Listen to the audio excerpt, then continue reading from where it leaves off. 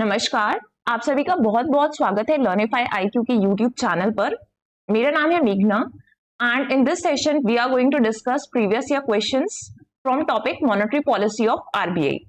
2011 से लेकर 2024 तक यूपीएससी के अलग अलग एग्जाम्स जैसे यूपीएससी सीएससी विच इज आपका civil services exam, CDS combined defence services exam and CAPF exams, ये सारे एग्जाम्स यूपीएससी कंडक्ट करता है। तो यूपीएससी ने इस पर्टिकुलर टॉपिक से किस तरीके के क्वेश्चंस पूछे हैं वो सारी चीजें हम यहाँ पर डिस्कस करेंगे, क्वेश्चन सॉल्व करेंगे, so that you can come across the pattern from this particular topic of economy. ठीक है, ये टॉपिक कितना इंपॉर्टेंट है ये सब आपको पता चल जाए।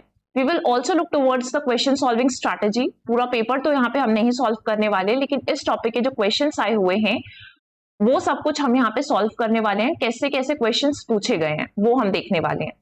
सो if you are appearing in 2025 prelims which is on 25th of May, ज्यादा टाइम नहीं बचा है, सो आपका ये टॉपिक जो है थॉरली रिवाइज हो जाए, इसके पीवाईक्यूज भी आप रिवाइज कर सके, किस तरीके के क्वेश्चंस आए हैं। And even if you are appearing और planning to appear next year और फर्दर, तब भी आप इस टॉपिक का इंपॉर्टेंस को समझ सकते हैं इस सेशन के थ्रू। ठीक है, बाकी जो बचे हुए करंट अफेयर्स के जो क्वेश्चंस होते हैं, लाइक फॉर एग्जांपल अगर हम ले लें जैसे कि अभी पीएसएल नॉर्म्स जिसको अभी अप्रैल 2025 में अपडेट किया गया है, तो उससे कुछ क्वेश्चंस हो सकते हैं, आपके करंट अफेयर से लिंक्ड काफी सारे क्वेश्चंस हो सकते हैं।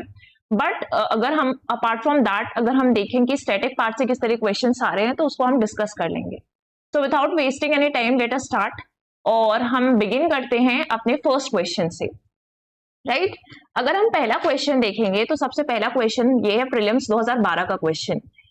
अब इस क्वेश्चन में पूछा है कि इसमें से कौन सा एक्शन लिया जाएगा कि इकोनॉमी में मनी सप्लाई इंक्रीज हो जाएगा, which would result in an increase in money supply in economy. तो हम एक एक ऑप्शन के पास जाएंगे, फिर उसको हम देखेंगे कि क्या क्या है। सबसे पहले बोला है कि purchase of G-sec from the public by the central bank. G-sec यानी कि गवर्नमेंट सिक्योरिटीज। तो यहाँ पे आपका आरबीआई है, सेंट्रल बैंक, ठीक है, और दूसरी तरफ है आपका पब्लिक। पब्लिक के पास क्या है, जीसेक है। अब आरबीआई क्या करेगा कि पब्लिक के पास जो भी गवर्नमेंट सिक्योरिटीज पब्लिक के पास है, उन लोगों ने खरीद रखे हैं, उनसे वो परचेस करेगा, बाय करेगा जीसेक फ्रॉम पब्लिक। ठीक है, अगर बाय कर रहे हैं तो ऑब्वियसली आरबीआई एक्सचेंज उनको क्या देगा, पैसा देगा। तो आरबीआई क्या करेगा, पैसा देगा पब्लिक को इसके लिए। अब आरबीआई इस तरीके से क्या कर रहा है कि मनी इंजेक्ट कर रहा है पब्लिक के पास। RBI is injecting money into the system, और यहाँ पे मनी सप्लाई क्या हो जाएगा, इंक्रीज हो जाएगा। तो हमें यही बताना है कि इंक्रीज इन मनी सप्लाई कौन सा ऐसा एक्शन है जिससे मनी सप्लाई इंक्रीज होगा। तो पहला ऑप्शन तो करेक्ट है, ठीक है, फर्स्ट ऑप्शन इज करेक्ट कि ऐसा करने से होगा।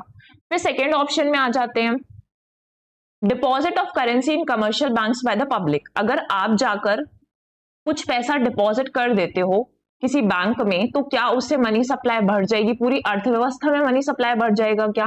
तो directly total money supply increase नहीं होगा इसको करने से। तो अभी हम इस ऑप्शन में कुछ टिक नहीं करते हैं, थोड़ा सा कंफ्यूजिंग लगे मे बी आपको, समझ में ना आए, हम चलते हैं ऑप्शन नंबर 3 में। वैसे तो ये इनकरेक्ट ही है, borrowing by the government from the central bank. अब ऐसी भी स्थिति आएगी जहां पर जो हमारी भारत सरकार है, गवर्नमेंट ऑफ इंडिया है, उसको जाके आरबीआई से बोरो करना पड़ेगा। ठीक है, तो यहाँ पे कब बोरो करना पड़ता है, अगर गवर्नमेंट ऑफ इंडिया के पास फिस्कल डिफिसिट हो रखा है तो क्या करेगा आरबीआई, इस केस में मोनेटाइजेशन करता है। तो आरबीआई काम है मोनेटाइजेशन ऑफ फिस्कल डिफिसिट, जहां पर आरबीआई जो है गवर्नमेंट के अकाउंट में पैसा डालेगा, गवर्नमेंट को क्रेडिट प्रोवाइड करेगा। और इससे भी क्या होगा, गवर्नमेंट के पास पैसा आएगा तो गवर्नमेंट अलग अलग जगह पे तो पैसा देता है, किसी स्कीम में डालना है, इसमें डालना है, तो लोगों के पास मनी सप्लाई अल्टीमेटली बढ़ेगा। तो अगर गवर्नमेंट आरबीआई से बोरो कर रहा है, सेंट्रल बैंक से बोरो कर रहा है, तो ये एक्शन भी मनी सप्लाई को बढ़ा देगा। फोर्थ स्टेटमेंट पे आते हैं, sale of government securities to the public by the central bank. अब आप देख सकते हैं दोनों स्टेटमेंट्स ऑपोजिट है। अगर ये सही है तो ये वाला ऑब्वियसली रॉन्ग हो जाएगा। अगर गवर्नमेंट सिक्योरिटीज पब्लिक के पास सेल की जा रही है, इसका ये मतलब है कि आरबीआई लिक्विडिटी को एब्जॉर्ब कर रहा है इन एक्सचेंज फॉर सिक्योरिटीज। तो ये क्या करेगा, ये वाला एक्शन रिड्यूस कर देगा मनी सप्लाई को। तो अगर हम ऑप्शंस पे जाएं तो हमें पता है कि फोर्थ तो डेफिनेटली इनकरेक्ट है, फोर्थ ऑप्शन को हम एलिमिनेट कर देते हैं जहां जहां पर 4 है। फर्स्ट हमारा करेक्ट है, थर्ड भी हमारा करेक्ट है, तो ऑप्शन आपका कौन सा हो जाएगा, 1 and 3 इज करेक्ट। इस तरीके से आप सॉल्व कर सकते हैं। Moving on to the next question. अब ये जो क्वेश्चन है वो कहाँ पूछा गया था, यूपीएससी सीडीएस एग्जाम 2011 में पूछा गया था। अब इसमें करेक्ट स्टेटमेंट फाइंड करनी है एसएलआर के बारे में। एसएलआर आई होप आपने पढ़ा होगा, स्टैट्यूटरी लिक्विडिटी रेशियो। अगर हम बात करें स्टैट्यूटरी लिक्विडिटी रेशियो की, तो इस केस में क्या होता है कि फर्स्ट स्टेटमेंट दिए to meet SLR commercial banks must keep cash only.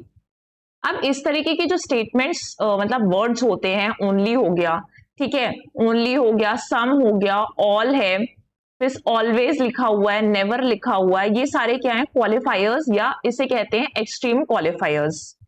ठीक, तो अब ये जो क्वालिफायर्स होते हैं ना, वो जनरली एलिमिनेशन टेक्निक के काम आते हैं, जहां से आप ऑप्शंस को इजीली एलिमिनेट कर सकते हो, नैरो डाउन कर सकते हो आप अपने ऑप्शंस को, और often less likely to be correct unless it's a universally accepted fact. ठीक है, तब ये इनकरेक्ट ही होगा, लेकिन आपको इन ट्रैप वर्ड्स को स्पॉट करना आना चाहिए। ठीक है, अभी अगर कुछ क्वेश्चंस और देखेंगे जैसे जिसमें इस तरीके के ट्रैप वर्ड्स दिखाई देंगे, तो आप कोशिश करिए कि सॉल्व करते समय इस तरीके के ट्रैप वर्ड्स को आप वेरीफाई कर सके, आइडेंटिफाई कर सके, ताकि आपके लिए सॉल्व करना इजी हो जाए। तो आप ये स्टेटमेंट जानते भी हैं कि अगर आप एसएलआर की बात करेंगे, जैसे अगर हम बोल रहे हैं अगर मैंने जाकर बैंक में 100 रुपए डिपॉजिट किया है, तो इसमें से बैंक के पास रिक्वायरमेंट है कि 4% यानी कि 4 रुपए उसे सीआरआर में रखना पड़ेगा। सीआरआर कहाँ पे रखा जाता है, आरबीआई के पास रिजर्व रखने पड़ते हैं किसी भी बैंक को। इसमें से अगर हम बोल रहे हैं 18% है एसएलआर, ठीक है, 18% एसएलआर रिक्वायरमेंट है, यानी कि जो 18 रुपए होंगे 100 रुपए में से, वो एसएलआर के फॉर्म में रखने होते हैं, और एसएलआर बैंक खुद के पास ही रखता है, बैंक आरबीआई के पास ऐसे रिजर्व करने नहीं जाता है। ठीक है, तो पहली स्टेटमेंट आप देख रहे हैं commercial banks must keep cash only. और एक और चीज आप याद रखिए कि एसएलआर में आपका सिर्फ कैश नहीं होता, बल्कि कैश के साथ आपका गोल्ड भी होता है, और गोल्ड के साथ आपकी गवर्नमेंट सिक्योरिटीज, ये सब चीजें भी होती है। तो फर्स्ट स्टेटमेंट तो रॉन्ग हो गया, एक्सट्रीम स्टेटमेंट भी इसलिए भी रॉन्ग है वो। एसएलआर सेकेंड स्टेटमेंट देखिए, SLR is maintained by banks with themselves, खुद के पास ही रखते हैं। डेफिनेटली मैंने बता दिया खुद के पास ही रखते हैं, चीज हमने पढ़ी भी हमेशा। तो यहाँ पे देख लीजिए second statement is correct. SLR restricts the bank's leverage in pumping more money into the economy. Obviously, अगर बैंक के ऊपर कोई डंडा लेके खड़ा है कि आपको 18% तो आपको अपने पास रिजर्व रखना है, इसलिए लेवरेज का मतलब क्या होता है कि बैंक इस चीज का फायदा ना उठाए, और जितना ज्यादा SLR हाई रहेगा उतना लेस लोनेबल फंड्स रहेंगे बैंक के पास, और ये बैंक के लेवरेज को रिस्ट्रिक्ट कर देते हैं कि वो ज्यादा लोनेबल फंड्स ना दे। मान लीजिए कि अभी 18% है, लेकिन मैं क्या कर दूं, इसको और बढ़ा दूं, मैंने बोल दिया कि अब 22% आपको कहां पे रखना है, एसएलआर पे रखने हैं। तो जितना ज्यादा एसएलआर हाई होता जाएगा, अभी 18 रुपए बस आपको रखने थे, लेकिन अब आपको 22 रुपए रखने हैं, आपके पास जो लोनेबल फंड्स है वो बचेगा सिर्फ 78 रुपीज। तो ये कम हो गया ना, पहले आपके पास ज्यादा लोनेबल फंड्स था, अब आपके पास कम हो गया लोनेबल फंड्स। तो ये जो ऑप्शन है ये भी करेक्ट है।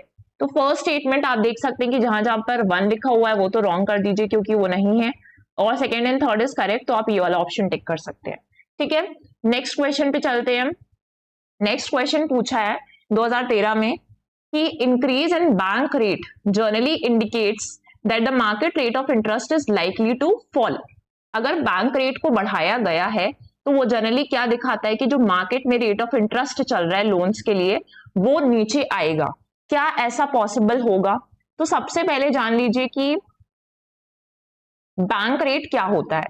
बैंक रेट वो रेट होता है जिसमें आरबीआई जो है लॉन्ग टर्म फंड्स देता है कमर्शियल बैंक्स को लोन के तौर पर। ठीक है, यहां पर बैठा है आपका आरबीआई।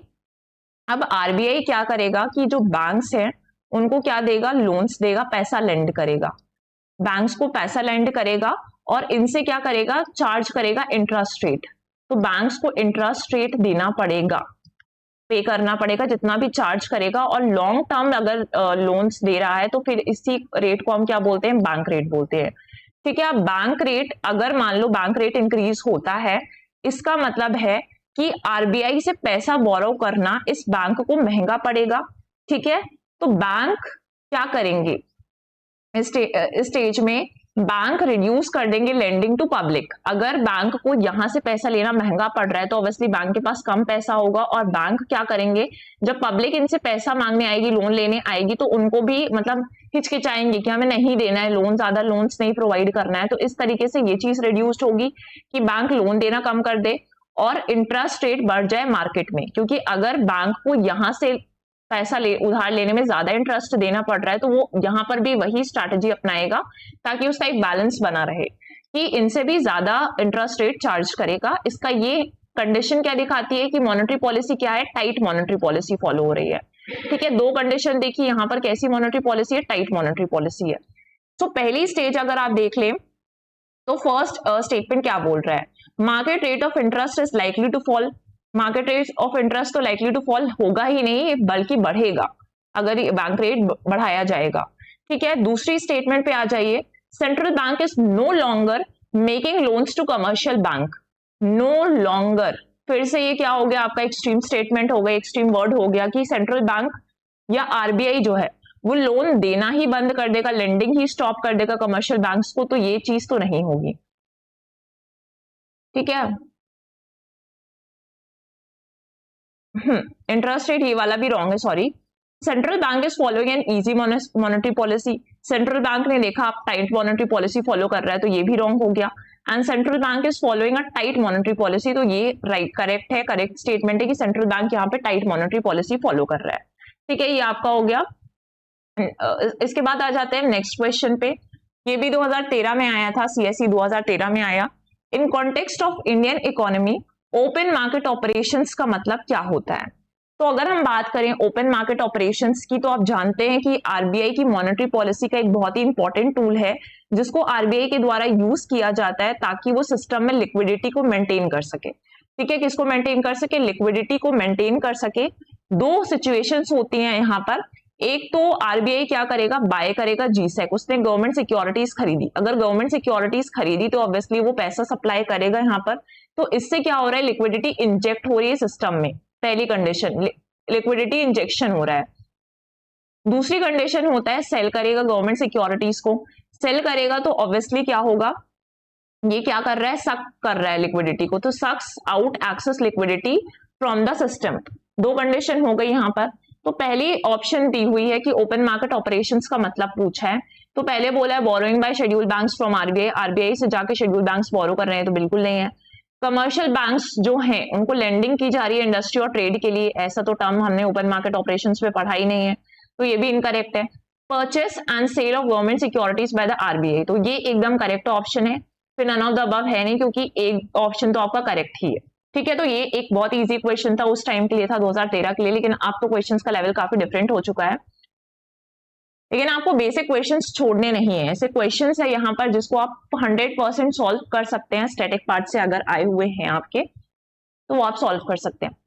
इसके बाद देखिए इसमें टर्म्स पूछा है, marginal standing facility rate and net demand and time liabilities which is आपका NDTL, sometimes appearing in news are used in relation to. News में जो अपीयर हो रहा था वो किसके रिलेशन में, तो अगर हम बात करें एमएसएफ रेट की, तो एमएसएफ क्या होता है, ये आरबीआई की मॉनेटरी पॉलिसी का एक बहुत ही इंपॉर्टेंट टूल है, और ये बैंक को अलाउ करता है कि बैंक ओवरनाइट बेसिस पे आरबीआई से फंड बोरो कर सकते हैं। ठीक है, जब इंटर बैंक लिक्विडिटी में प्रॉब्लम्स होती हैं तब ये बोरो कर सकते हैं, और ये जो रेट होता है एमएसएफ रेट वो हायर होता है रेपो रेट से, है ना, हमने ये चीज भी पढ़ी हुई है कि ये रेपो रेट से हायर होता है। ये हो गया आपका एमएसएफ रेट।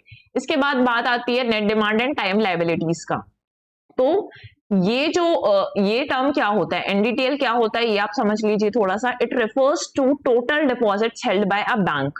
टोटल डिपॉजिट का मतलब है आपके डिमांड डिपॉजिट भी प्लस आपके टाइम डिपॉजिट्स भी। अगर आपने जाके डिमांड डिपॉजिट या टाइम डिपॉजिट कुछ भी किया है बैंक के पास, तो ये क्या बैंक की लायबिलिटीज बन जाता है, और उसी को हम क्या बोल देते हैं, एनडीटीएल बोलते हैं।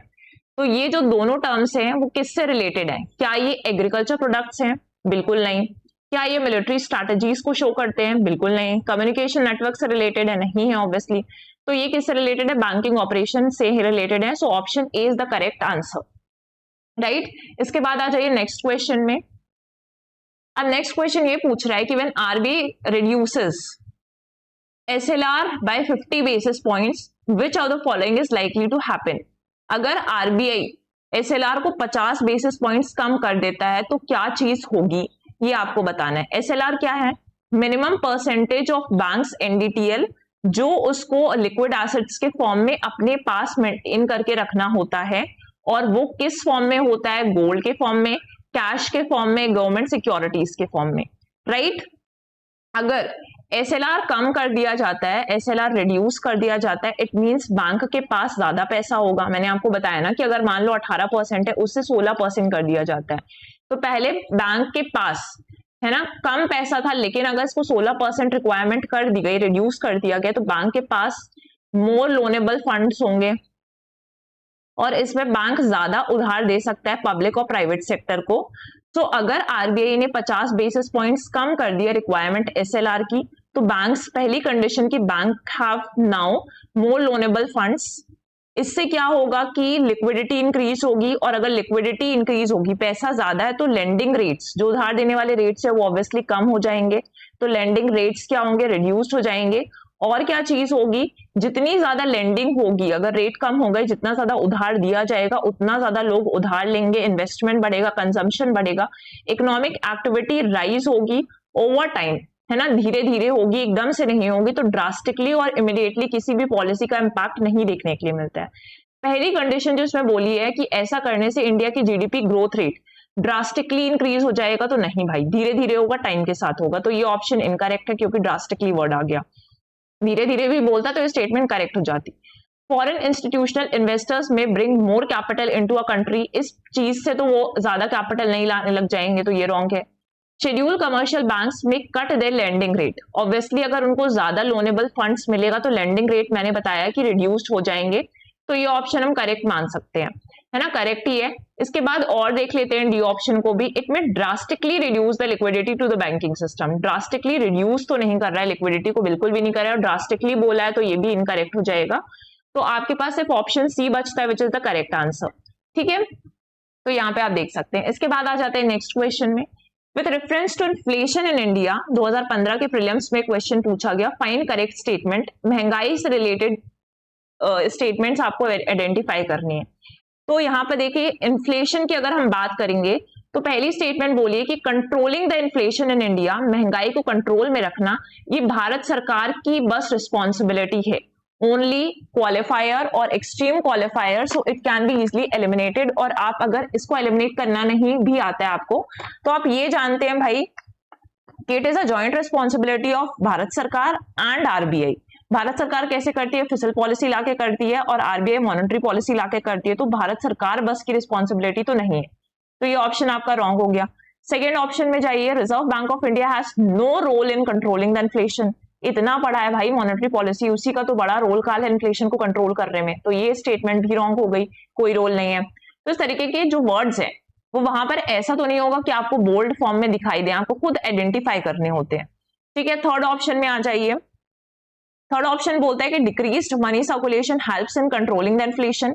अगर मनी सप्लाई कम कर दी जाए तो महंगाई कम की जा सकती है, कंट्रोल किया जा सकता है महंगाई को, डेफिनेटली किया जाता है। आरबीआई की टाइट मॉनेटरी पॉलिसी से आरबीआई इन्फ्लेशन को कम करता है। अब महंगाई के टाइम पे आप कभी भी मनी सप्लाई या मनी सर्कुलेशन को बढ़ाता नहीं है आरबीआई, तो ये चीज आपको ध्यान रखनी है, इंक्रीज्ड मनी सप्लाई तो नहीं करेगा। So option C is the correct answer अगर हम बात करें इन्फ्लेशन की इंडिया में। ठीक है, moving on to the next question. यहां पे पूछा है with reference to Indian economy हमें फॉलोइंग चीजों को कंसिडर करना है। Which of the above are the components of monetary policy, ये हमें बताना है। तो पहले ऑप्शन के पास जाइए, बैंक रेट।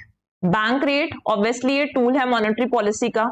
हमने कुछ क्वालिटेटिव टूल्स पढ़े थे और कुछ क्वांटिटेटिव टूल्स पढ़े थे। बैंक रेट अब उतना फ्रिक्वेंटली आरबीआई के द्वारा यूज नहीं किया जा सकता है, रेपो रेट पर ज्यादा निर्भर करता है आरबीआई अब 2000 के बाद से, जब से रेपो रेट इंट्रोड्यूस्ड हुआ है। लेकिन फिर भी क्या है, ये मॉनेटरी पॉलिसी का टूल है। इसके बाद अगर हम देखें ओपन मार्केट ऑपरेशंस, तो ऑब्वियसली ओएमओस जो है वो मॉनेटरी पॉलिसी का टूल है जो आरबीआई यूज करता है ताकि लिक्विडिटी को मैनेज कर सके। पब्लिक डेथ और पब्लिक रेवेन्यू की बात करें तो ये दोनों जो है वो फिस्कल पॉलिसी है ना, फिस्कल पॉलिसी जो भारत सरकार के द्वारा बनाई जाती है इसका टूल है, ये मॉनेटरी पॉलिसी का टूल नहीं है। और हमें मॉनेटरी पॉलिसी के कंपोनेंट्स बताना है। अगर हम बात करें पब्लिक रेवेन्यू की, तो इसके अंदर आता है आपका टैक्स रेवेन्यू और नॉन टैक्स रेवेन्यू, और ये दोनों ही भारत सरकार के द्वारा कलेक्ट किए जाते हैं। तो ये दोनों ऑप्शंस आपके इनकरेक्ट हो जाएंगे। ऐसे अगर हम देखें तो फोर्थ एलिमिनेट हो गया, यहां से भी फोर्थ एलिमिनेट हो गया, 1 और 2 दोनों ही करेक्ट है।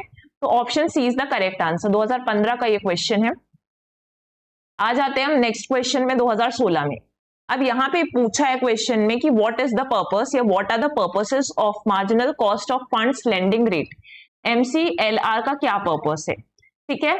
तो जो marginal cost of fund based lending rate है MCLR, वो आरबीआई ने 2016 में ही इंट्रोड्यूस किया था, अप्रैल के टाइम पर शायद इंट्रोड्यूस किया गया था, बट 2016 में किया था, ताकि जो मॉनेटरी पॉलिसी बना रही है आरबीआई उसका ट्रांसमिशन बेहतर तरीके से हो सके, और बैंक्स जो इंटरेस्ट रेट चार्ज करते हैं, जब आप बैंक से लोन लेने जाते हैं तो बैंक आपसे इंटरेस्ट रेट चार्ज करते हैं, तो ऐसा नहीं है कि बैंक अपने मनमानी से कोई भी इंटरेस्ट रेट आपसे चार्ज कर सकते हैं। तो इस चीज को रेगुलेट करने के लिए ही, ताकि फेयर इंटरेस्ट रेट सेट किए जाएं, बैंक के द्वारा MCLR को इंट्रोड्यूस किया गया था। So MCLR system was specifically design to bring transparency, कि किस तरीके से बैंक अपने लेंडिंग रेट को सेट करते हैं। पहली स्टेटमेंट ये बोल रहा है, ये जो गाइडलाइंस है वो इंप्रूव करती हैं transparency in the methodology followed by banks for determining the interest rates on advances. Obviously ये एब्सोल्युटली करेक्ट स्टेटमेंट है। These guidelines help ensure availability of bank credit at interest rate which are fair to the borrowers as well as banks. Banks के लिए भी fair हो, borrowers के लिए भी fair है, तो ये भी statement correct है। तो हम कोड सेलेक्ट कर रहे हैं only 1, 2 only, both 1 and 2 statements correct है, neither 1 and 2। तो जब आप सॉल्व करें तो यहाँ पर भी देख लीजिए, कभी कभी हो सकता है सेलेक्ट द इनकरेक्ट स्टेटमेंट या सेलेक्ट द करेक्ट आंसर, तो यहाँ पे करेक्ट दिया हुआ है, ठीक है। तो इन चीजों को आप पहले ही अंडरलाइन कर दें, उसके बाद क्वेश्चन को सॉल्व करें, ताकि आपके रॉन्ग होने के चांसेस ना हो। कभी कभी इजी क्वेश्चन में हमारे साथ ऐसा हो जाता है कि हम उसको इनकरेक्ट करके आ जाते हैं, but you have to be focused कि हमें कैसे सॉल्व करना है। फिर यहाँ पे आ जाते हैं 2017 के प्रीलिम्स में। अगेन आप देख रहे हैं फ्रीक्वेंसी क्या रही है क्वेश्चंस पूछे जाने की इस टॉपिक से, ठीक है। अभी तक 2024 तक लास्ट जो प्रीलिम्स हुआ था उस तक हम फ्रीक्वेंसी चेक करेंगे कि इस टॉपिक से क्वेश्चन आ भी रहे हैं या नहीं आ रहे हैं। अब यहाँ पे देखिए कि मॉनेटरी पॉलिसी कमेटी के बारे में MPC, जो कि बहुत ही इंपॉर्टेंट टॉपिक है, तो इससे क्वेश्चन पूछा। अब MPC की अगर हम बात करेंगे तो it decides RBI's benchmark interest rate. Benchmark interest rate means repo rate, तो ये डिसाइड करती है MPC, obviously repo rate decide करती है, और इस बार उसने 25 बेसिस पॉइंट्स तक रिड्यूस कर दिया 2025 की जो अप्रैल में मॉनेटरी पॉलिसी कमेटी की मीटिंग हुई उसमें। अब सेकेंड स्टेटमेंट तो फर्स्ट तो करेक्ट है, it is a 12-member body including the governor of RBI and is reconstituted every year। अब इसमें अगर आप ध्यान से फोकस करेंगे ना तो तीन चीजें पूछी हुई हैं। सबसे पहला यहाँ पे बोल दिए ये 12 मेंबर बॉडी है, तो आपको अच्छे से पता है कि 12 नहीं भाई, इसमें सिर्फ 6 मेंबर्स होते हैं। 6 में से भी 3 कहाँ से आते हैं, आपके गवर्नमेंट के पहले RBI की साइड से आते हैं, और जो 3 मेंबर्स हैं वो कहाँ से आते हैं, गवर्नमेंट ऑफ इंडिया अपॉइंट करके, मतलब इस साइड से आते हैं, गवर्नमेंट ऑफ इंडिया की तरफ से आते हैं। अगर हम देखेंगे ये जो 3 मेंबर्स आ रहे हैं आरबीआई के साइड से, उनका जो टर्म होता है वो 3 साल का टर्म होता है, रीअपॉइंटमेंट हो सकता है। अगर जो लोग यहाँ से आ रहे हैं गवर्नमेंट ऑफ इंडिया की साइड से आ रहे हैं, उनका जो टर्म होता है वो 4 साल का टर्म होता है, ठीक है। तो ये चीज यहाँ पे होने, और यहाँ पे ये भी याद रखना है कि यहाँ पे रीअपॉइंटमेंट पॉसिबल नहीं है, रीअपॉइंटमेंट नॉट पॉसिबल, आरबीआई के साइड पे रीअपॉइंटमेंट पॉसिबल है, ये फैक्ट आपको याद रखना है। तो ये पहला, यहाँ पे ये वाला तो फैक्ट गलत हो गया। दूसरा बोला है including the governor of RBI, तो ऑब्वियसली आरबीआई का गवर्नर इंक्लूडेड होता है इस मेंबर कमेटी में, एक्स ऑफिशियो चेयरमैन हो जाता है, तो ये वाला तो करेक्ट है। तीसरी चीज बोल रही है कि रिकॉन्स्टिट्यूट होती है हर साल। हर साल रिकॉन्स्टिट्यूट होती है क्या? नहीं होती है भाई, क्योंकि 3-3 साल में एक्स ऑफिशियो टर्म्स होते हैं उसके, तो हर साल रिकॉन्स्टिट्यूशन नहीं होता है। तो ये वाला जो फैक्ट है तीसरा वो गलत हो जाएगा। तो अगर कोई ऐसा क्वेश्चन आया है जिसमें 2-3 चीजें आपसे पूछी जा रही हैं और आप किसी एक चीज के बारे में ही जानते हैं, लेकिन उस चीज के बारे में आपको श्योरिटी होनी चाहिए, शुड बी 100% श्योर कि हाँ ये वाला चीज तो गलत ही है या सही ही है, अगर आपको सही करना है तो इस तरीके से भी आप सॉल्व कर सकते हैं। फिर तीसरी, ये वाला स्टेटमेंट रॉन्ग हो गया। थर्ड स्टेटमेंट में आ जाइए, functions under the chairmanship of union finance minister. नहीं भाई, आरबीआई गवर्नर चेयर करते हैं, आरबीआई गवर्नर के द्वारा चेयर किया जाता है, नॉट फाइनेंस मिनिस्टर, तो this statement is again wrong. तो हमारे पास हमें पता है कि फर्स्ट स्टेटमेंट करेक्ट है, सेकेंड स्टेटमेंट हमारी होल तरीके से रॉन्ग हो चुकी है, जहां पे 2 है वो आप इनकरेक्ट कर दीजिए, जहां पे 3 है वो भी इनकरेक्ट हो जाएगा, तो only 1 is the answer, right. ये इजी क्वेश्चन था बट 2017 में आया था। इसके बाद 2020 का हम क्वेश्चन डिस्कस कर रहे हैं, बट आरबीआई ने एक storage system, payment storage system में 2019 में भी क्वेश्चन पूछा, जो 2018 के करंट अफेयर से पूछा गया था, उसको हमने यहाँ पे नहीं लिया हुआ है, लेकिन वो सिर्फ न्यूज में था, ठीक है। तो करंट अफेयर में अगर 1-2 साल में पिछले D-1 D-2 के जो करंट अफेयर्स हैं वो आपको पढ़ने होते ही हैं, आप पढ़कर ही जाते हैं, तो उसमें कोई दिक्कत वाली बात नहीं है। ठीक है, तो 2019 में भी मॉनेटरी पॉलिसी इस चीज से क्वेश्चन आया था, पेमेंट ऑफ स्टोरेज सिस्टम उस टाइम पे न्यूज में था। इसके बाद अगर हम देखेंगे आरबीआई अडॉप्ट करता है एक्सपेंशनिस्ट मॉनेटरी पॉलिसी, तो क्या नहीं करेगा वो, इस चीज को आप अंडरलाइन कर दें शुरू में ही जब आप क्वेश्चन रीड कर रहे हैं। क्या चीजें नहीं करेगा अगर वो एक्सपेंशनिस्ट या इजी मॉनेटरी पॉलिसी फॉलो कर रहा है। इजी और टाइट दो तरीके की मॉनेटरी पॉलिसीज आपके पास होती हैं। जब RBI expansionist monetary policy follow करता है तो आरबीआई ट्राई करता है कि मनी सप्लाई को इकोनॉमी के अंदर इंक्रीज किया जाए, जिससे इकोनॉमिक एक्टिविटी बूस्ट हो जाए। और यूजुअली ऐसा कब किया जाता है, जब इकोनॉमी में स्लो डाउन चल रहा है, ठीक है, रिसेशन की स्थिति बन रही है, डिप्रेशन की स्थिति बन रही है, तो RBI easy monetary policy choose करता है। उस टाइम पर आरबीआई क्या क्या चीजें करेगा, तो सबसे पहले आरबीआई जो करेगा वो रेपो रेट को रिड्यूस कर देगा। ठीक है, रेपो रेट को रिड्यूस करेगा, इट मीन्स बोरोइंग इंकरेज होगी। तो यहां से क्या होगा, अगर रेपो रेट रिड्यूस किया तो बोरोइंग क्या हो जाएगी, इंक्रीज होगी। सेकेंडली वो क्या करेगा, सीआरआर और एसएलआर का जो रिक्वायरमेंट है उसको भी कम कर देगा कि हाँ भाई, बैंक में अगर 100 रुपए आ रहे हैं तो आपको सीआरआर और एसएलआर में कम पैसा रखना है, ताकि ज्यादा से ज्यादा लोनेबल फंड्स रहे और आप ज्यादा लोन्स दे सकें। तो लोन्स की जो क्वांटिटी है देने के लिए वो इंक्रीज हो जाएगी बैंक्स के पास। तीसरी चीज वो क्या कर रहा है, लिक्विडिटी इंजेक्ट करने की कोशिश करेगा ओपन मार्केट ऑपरेशंस के जरिए। तो ये सारे स्टेप्स लिए जाते हैं। सबसे पहला अगर चीज बोल रहा है कि cut and optimise the SLR, तो ऑब्वियसली कट कर रहा है ना वो यहाँ पर। सेकेंड स्टेटमेंट है increase the marginal standing facility rate, इस चीज को इंक्रीज करेगा नहीं।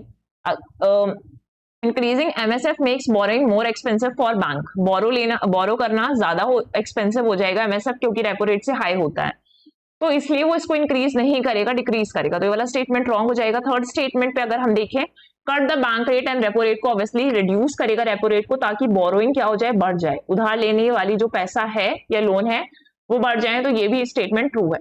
सेकेंड स्टेटमेंट इज इनकरेक्ट, जहां जहां पे 2 दिख रहा है वो आप हटा दीजिए इसको, 1 and 3 is the correct option, right. इसके बाद आ जाते हैं नेक्स्ट क्वेश्चन में, ये सीडीएस में पूछा था 2020 में, कैश रिजर्व रेशियो का मतलब क्या होता है।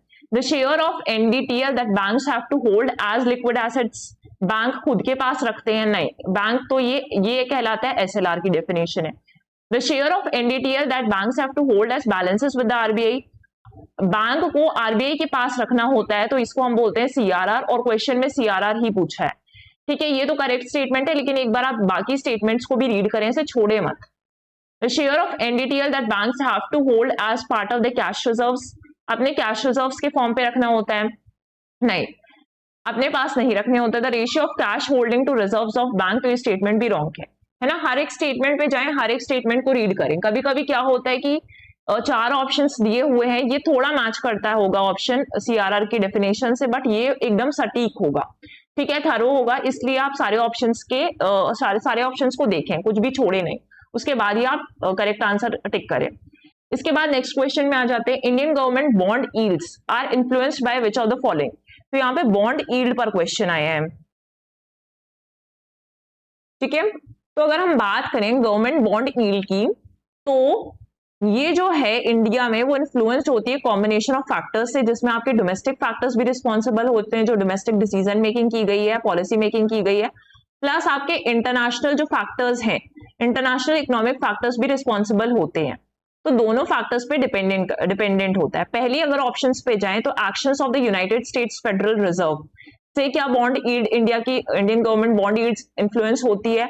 ऑब्वियसली ये ऑप्शन करेक्ट है कि अगर यूनाइटेड स्टेट का जो फेडरल रिजर्व है, यानी कि यूएस का जो सेंट्रल बैंक है, अगर वो इंटरेस्ट रेट को बढ़ा देगा, तो जो फॉरेन इन्वेस्टर्स है वो इंडिया जैसे मार्केट से अपना पैसा निकालेंगे और वो कहाँ जाके इन्वेस्ट करेंगे, यूएस में इन्वेस्ट करेंगे। तो इंडिया की बॉन्ड यील्ड जो होती है इस टाइम पे राइज होती है, ठीक है, और अट्रैक्ट करती है, रिटेन करती है इन्वेस्टमेंट को। तो ये ऑप्शन करेक्ट है कि actions of US federal reserve पे डिपेंड करता है। सेकेंड ऑप्शन है actions of the reserve Bank of India पे भी डिपेंड करेगी कि ये क्या डिसाइड कर रहा है, क्या पॉलिसी मेकिंग कर रहा है, तो इस चीज पर भी डिपेंडेंट है कि अगर आरबीआई इन्फ्लुएंस करता है इंटरेस्ट रेट को via tools like repo rate, OMO, तो this is the correct option. Inflation and short term interest rates पे भी डिपेंडेंट होता है, इन्फ्लुएंस्ड होता ही बॉन्ड यील्ड, ठीक है। तो high inflation leads to higher bond yields, क्योंकि इन्वेस्टर्स डिमांड करते हैं ज्यादा रिटर्न ताकि वो इन्फ्लेशन रिस्क को ऑफसेट कर सके। So third is the option correct option, और यहाँ पे 1 2 3 आपका करेक्ट आंसर रहेगा, क्योंकि तीनों स्टेटमेंट्स सही है। 2021 में क्वेश्चन पूछा गया था। इसके बाद आ जाते हैं नेक्स्ट क्वेश्चन, 2022 के प्रीलिम्स में पूछा गया, करेक्ट स्टेटमेंट फाइंड करनी है यहाँ पर, ठीक है। इस चीज को अंडरलाइन कर लें पहले, फिर ही आंसर करें। अब पहली स्टेटमेंट में चलते हैं। If inflation is too high, अगर महंगाई बहुत ज्यादा है तो Reserve Bank of India is likely to buy government securities. अगर आरबीआई गवर्नमेंट सिक्योरिटीज को खरीद लेता है लोगों से तो ये उनको पैसा देगा, और महंगाई के टाइम पे ज्यादा पैसे की सप्लाई नहीं करनी चाहिए, पैसे की सप्लाई को कम करना होता है आरबीआई को, तो पहली चीज ये तो नहीं करेगा। रिजर्व बैंक ऑफ इंडिया कभी भी गवर्नमेंट सिक्योरिटीज खरीदेगा नहीं, पहला option is incorrect. If the rupee is rapidly depreciating, RBI is likely to sell dollars in the market. Rupee rapidly depreciate का मतलब होता है, डेप्रिशिएट का मतलब होता है कि जो इंडियन रुपी की वैल्यू है अगेंस्ट अदर करेंसीज वो फॉल हो रही है। यूजुअली डॉलर्स के अगेंस्ट जब करेंसी फॉल होने लगती है हमारी, जैसे आप हमेशा न्यूज में देखते हैं कि $1, एक सेकेंड ना, अगर हम देख रहे हैं $1 ले रहे हैं तो यहाँ पे उसमें 85 रुपी होता है, और अगर इसी चीज में $1 में आपके पास क्या हो जाए 87 रुपीज हो जाए, या हम बोल दें कि 88 रुपीज हो जाए, तो आप देख रहे हैं कि पहले $1 लेने के लिए हमें 85 रुपीज पे करने पड़ते थे, बट अब $1 लेने के लिए हमें 88 रुपीज पे करने पड़ेंगे। तो ये जो है वो इंडियन करेंसी डिप्रिशिएट हो रही है अगेंस्ट डॉलर्स, ठीक है। ये चीज समझ में आई। तो अगर स्टेबलाइज करना है आरबीआई को, अगर स्टेबलाइज करना है फॉलिंग रुपी को, तो आरबीआई क्या करेगा, डॉलर सेल करेगा अपने फॉरेक्स रिजर्व्स में, और इससे डॉलर्स की सप्लाई बढ़ेगी और जो रुपी है वो डेप्रिशिएट नहीं होगा। तो सेकंड ऑप्शन जो है वो करेक्ट स्टेटमेंट है।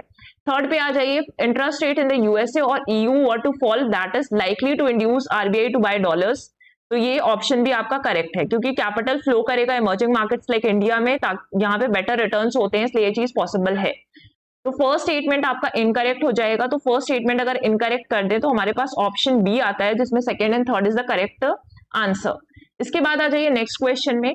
यहाँ पे ये प्रीलिम्स 2022 में क्वेश्चन पूछा गया, who is responsible for maintaining price stability by controlling inflation. महंगाई को कंट्रोल करके प्राइस स्टेबिलिटी कौन मेंटेन करता है। डिपार्टमेंट ऑफ कंज्यूमर्स अफेयर्स नहीं करता, भाई कंज्यूमर अफेयर क्यों करेगा। एक्सपेंडिचर मैनेजमेंट कमीशन करती है, नहीं करती है। Financial stability and development board करता है, नहीं। Reserve Bank of India RBI का काम है कि वो इस चीज को मेंटेन करे, ठीक। इसके बाद आ जाइए नेक्स्ट क्वेश्चन में, और ये पूछा गया प्रीलिम्स 2023 का क्वेश्चन है, ठीक है। इसमें अगर आप देखेंगे पहली स्टेटमेंट है, क्योंकि अब इस तरीके के क्वेश्चंस की फ्रीक्वेंसी बढ़ रही है, ठीक है। Both statement 1 and 2 are correct, और फिर ये करेक्ट एक्सप्लेनेशन होगा स्टेटमेंट 1 का, इस तरीके की चीजें आ रही है। तो यहाँ पे देखिए पहली statement, in the post pandemic recent past, Covid के बाद की बात है, बहुत सारे सेंट्रल बैंक्स वर्ल्ड वाइड उन्होंने अपने इंटरेस्ट रेट को हाइक किया। तो पैंडेमिक के बाद बहुत सारे सेंट्रल बैंक्स या मोस्टली सेंट्रल बैंक्स ने इंटरेस्ट रेट क्यों बढ़ाए, ताकि वो महंगाई को कंट्रोल कर सके, ठीक है। इन्फ्लेशन क्यों बढ़ रहा था पैंडेमिक के बाद, क्योंकि गवर्नमेंट ने स्टिमुलस मनी देना चालू किया है ना। बहुत सारे ऐसे स्कीम्स आई जिसके द्वारा उनको लोन से सपोर्ट किया गया कि हम स्ट्रीट वेंडर्स वाला लोन देते हैं, ये लोन देते हैं, वो लोन देते हैं, ताकि लोगों के पास पैसा जाए, अपने बिजनेस कर सकें, और इससे क्या हो, जीडीपी ग्रोथ वगैरह बढ़े। लेकिन अगर ज्यादा पैसा दोगे तो पीपल के पास ज्यादा, लोगों के पास ज्यादा पैसा भी है, कैश है कि वो स्पेंड कर सके, ठीक है। तो इंटरेस्ट रेट को इसलिए बढ़ाया गया ताकि ज्यादा लोन्स ना ले और इससे इन्फ्लेशन ना बढ़े, इसलिए सेंट्रल बैंक्स ने डिसीजन लिया। फिर दूसरी चीज है, क्यों इन्फ्लेशन बढ़ा पोस्ट पैंडेमिक, तो सप्लाई चेन्स बिल्कुल डगमगाई हुई थी, और इससे गुड्स जो है, सामान का सप्लाई कम हो रहा था, और उसके सामने पैसा अगर ज्यादा सप्लाई होगा तो भी महंगाई बढ़ेगी। डिमांड काफी ज्यादा थी बट सप्लाई कम थी, तो ऑब्वियसली जब डिमांड जो है वो ज्यादा रहती है, सप्लाई कम रहती है, तो प्राइसेस बढ़ते ही है। तो सेंट्रल बैंक ने इंटरेस्ट रेट हाइक किया ताकि लोन्स जो है वो एक्सपेंसिव हो जाएं। तो पहली स्टेटमेंट करेक्ट है। Central banks generally assume that they have the ability to counteract the rising consumer prices via monetary policy means। तो ये तो चीज करेक्ट है। So यहाँ पे आप देखेंगे which of the following is correct option in respect of the above statements। तो both 1 and 2 statement are correct and statement 2 is the correct explanation of statement 1, है ना। कि क्या statement 2 अच्छे से समझा पा रहा है, तो obviously समझा पा रहा है। ये भी हो सकता है कि both statement 1 and 2 are correct, दोनों ही correct है, but statement 2 is not the correct explanation. तो नॉट नहीं है, क्योंकि स्टेटमेंट 2 जो है वो स्टेटमेंट 1 को समझाने की कोशिश कर रही है यहाँ पर, ठीक है। ये तो आपका इनकरेक्ट ही हो जाएगा, और ये भी आपका इनकरेक्ट है, क्योंकि दोनों स्टेटमेंट करेक्ट है। इसके बाद आ जाते हैं नेक्स्ट क्वेश्चन में। सीएपीएफ 2023 में एक क्वेश्चन पूछा गया, banks are required to maintain a certain ratio between the cash in hand and total assets. जो टोटल एसेट्स है, मान लो 100 रुपए टोटल एसेट्स है, और जो उनके पास कैश इन हैंड्स है, इनके बीच में एक मेंटेन करना पड़ता है उनको रिजर्व, जो आरबीआई के पास किया जाता है, और उस रेशियो को हम क्या बोलते हैं, कैश रिजर्व रेशियो बोलते हैं। ठीक है, बाकी भी आप देख सकते हैं, एसएलआर नहीं बोलते हैं। Next question, if the CRR is lowered bye the RBI, अगर सीआरआर कम कर दिया जाए तो supply of money in the economy will increase, decrease, remain unchanged और हैव एम्बिगस इफेक्ट, कोई स्पष्ट इफेक्ट नहीं होगा। ठीक है, तो यहाँ पे आप देखेंगे कि अगर सीआरआर का रिक्वायरमेंट कम कर दी जाए, मान लो अगर 100 रुपए थे, इसमें से 4 रुपए आपको सीआरआर में रखने थे, लेकिन अब आपको 2 ही रुपए सीआरआर में रखने, रिड्यूस कर दिया है, तो ऑब्वियसली क्या होगा कि लोनेबल फंड्स बैंक्स के पास ज्यादा रहेंगे और इससे मनी सप्लाई बढ़ेगा।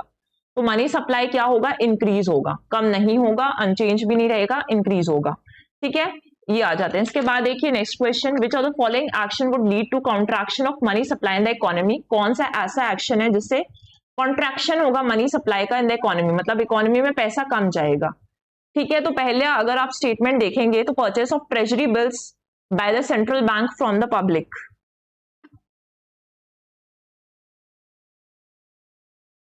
ठीक है, ये तो नहीं होगा, अगर ट्रेजरी बिल्स खरीदी तो उसके पब्लिक के पास तो पैसा जाएगा ना, तो कॉन्ट्रैक्शन नहीं हो रहा है बल्कि एक्सपेंशन हो रहा है। Sale of treasury bills by the central bank to the public, ये ऑप्शन करेक्ट है। Sale of foreign exchange by the central bank, foreign exchange का मतलब होता है यूएस डॉलर्स। तो जब सेंट्रल बैंक यानी कि आरबीआई फॉरेन एक्सचेंज यानी कि यूएस डॉलर्स को सेल करेगा, तो उसको रुपीज मिलेंगे in return from the buyers, usually जो कमर्शियल बैंक्स होते हैं, और इससे क्या होता है, रुपी जो है वो बैंकिंग सिस्टम से विड्रॉ किया जाता है और मनी की सप्लाई डोमेस्टिक मार्केट में कम हो जाती है। ठीक है, मनी सप्लाई डोमेस्टिक मार्केट में कम हो जाती है, तो वाला स्टेटमेंट आपका करेक्ट है। Purchase of foreign exchange by the central bank, तो अगर आरबीआई जो है वो फॉरेन एक्सचेंज यानी कि यूएस डॉलर्स खरीदता है, यहाँ पे वो बेच रहा था, यहाँ पे वो खरीद रहा है। ठीक है, ये वाला चीज है, खरीद रहा है, परचेस करता है, तो उसको क्या देना पड़ेगा, जो भी कमर्शियल बैंक है उनको रुपी पे करना पड़ेगा, और इससे क्या होगा, बैंकिंग सिस्टम में रुपी इंजेक्ट करेगा और मनी सप्लाई इंक्रीज होगी, तो ये ऑप्शन तो इनकरेक्ट हो जाएगा। तो आपके पास जो ऑप्शंस हैं करेक्ट, वो आपके सेकेंड एंड थर्ड है, क्योंकि फोर्थ नहीं है और आपके पास ओनली 2 भी नहीं है। ठीक है, तो आप ये देखेंगे कि second and third is the correct option. इसके बाद नेक्स्ट क्वेश्चन में आ जाइए, प्रीलिम्स 2024 में क्वेश्चन पूछा गया, तो अब यहाँ पे डिजिटल रूपी के बारे में क्वेश्चन था, डिजिटल रूपी न्यूज में था, इसलिए उसकी कैरेक्टरिस्टिक्स ऑब्वियसली अगर आप एज एन एस्पिरेंट आप एग्जाम देने जा रहे हैं, तो आप ये चीज करंट अफेयर की पढ़कर ही जाएंगे। डिजिटल रूपी काफी न्यूज में था उस टाइम पर। ठीक है, it is a sovereign currency used by RBI in alignment with its monetary policy. ये एक सोवरेन करेंसी है, ऑब्वियसली है, और ये अलाइंड होती है मॉनेटरी पॉलिसी के साथ, तो ये करेक्ट स्टेटमेंट था। It appears as a liability on the RBI balance sheet, अगर बैंक इसको दे रहा है, डिजिटल करेंसी उसने लॉन्च किया है, तो ये बैंक की एक जिम्मेदारी बनेगी ना, आरबीआई की बैलेंस शीट में एक जिम्मेदारी रहेगी, ऑब्वियसली रहेगी। तो similar to physical currency, digital currency भी आरबीआई की एक लायबिलिटी ही होगी। It is insured against inflation by its very design, inflation के अगेंस्ट भी इंश्योरेंस प्रोवाइड करता है, क्या डिजिटल करेंसी तो नहीं करता है। It is freely convertible against commercial banks money in cash, अगर आप लेकर आओगे तो इजिली कन्वर्टेबल होगा, उसमें भी स्टेटमेंट करेक्ट है। Which of the following statements are correct, अगर आप देखेंगे तो फर्स्ट करेक्ट है, सेकंड करेक्ट है, थर्ड इनकरेक्ट है, फोर्थ। तो आप देख लीजिए ऐसा कोई ऑप्शन दिख रहा है 1, 2 एंड 4, तो ये स्टेटमेंट सही है। 2024 का एक क्वेश्चन है। इसके बाद 2024 के सीडीएस एग्जाम में क्या क्वेश्चन पूछा गया, which of the following statements regarding instruments of monetary policy is correct. ठीक है, standing deposit facility rate was introduced in April 2022, तो ऑब्वियसली ये करेक्ट है, अप्रैल 2022 में ही यूज लाया गया ये। और SDF rate replaced fixed reverse repo rate as a floor of the LAF corridor. तो पहले क्या होता था कि यहाँ पे आपका रेपो रेट है, ठीक है, सेंटर ऑफ द कॉरिडोर में होता था, यहाँ पे आपका एमएसएफ रेट है, जो कि आपका क्या होता है, यहाँ पे सेंटर हो गया ये कॉरिडोर का, और फ्लोर में क्या होता है, ये तो अपर लिमिट होती है, और फ्लोर में एसडीएफ, पहले क्या होता था, रिवर्स रेपो होता था फ्लोर में, बट आप क्या कर दिया, इसके आने के बाद से एसडीएफ हो गया। ये चल रहा है, ऐसा नहीं कि बंद कर दिया, बट रिप्लेस कर दिया as the floor of the LAF corridor, तो ये स्टेटमेंट भी करेक्ट है। तो बोथ 1 and 2 इज करेक्ट। इसके बाद आ जाते हैं नेक्स्ट क्वेश्चन में। ठीक है, यहां तक के क्वेश्चंस आपने कर लिए। अब ये सारे क्वेश्चंस आपको सॉल्व करने हैं। एक बार यहाँ से आपने रीड कर लिया, ऑब्वियसली अगर आपने टॉपिक पढ़ा है तो आपको अच्छे से क्वेश्चंस बन जाएंगे, काफी अच्छे से आप सॉल्व कर पाएंगे। अगर आपने टॉपिक रिवाइज नहीं किया है अब तक तो एक बार आई वुड रिकमेंड कि आप एक बार ये टॉपिक रिवाइज कर लें। आप देख सकते हैं कि कितनी ज्यादा अच्छी फ्रिक्वेंसी क्वेश्चंस यहाँ से पूछे जा रहे हैं, और यहाँ पे आपके क्वेश्चंस गलत करना आपके लिए बहुत ही महंगा साबित हो सकता है, क्योंकि बाकी लोग सॉल्व करके आएंगे जो उसको पढ़कर जा रहे हैं। सो आज के सेशन में इतना ही। आई होप कि ये सेशन आपके लिए यूजफुल रहा हो। आप अपने फीडबैक हमारे साथ शेयर कर सकते हैं और हमारे चैनल को सब्सक्राइब कर सकते हैं, सेशन को लाइक कर सकते हैं। सो हमें भी एक मोटिवेशन मिलेगा ताकि हम इस तरीके के और भी अपडेट्स आपके लिए लेकर आए। So thank you everyone.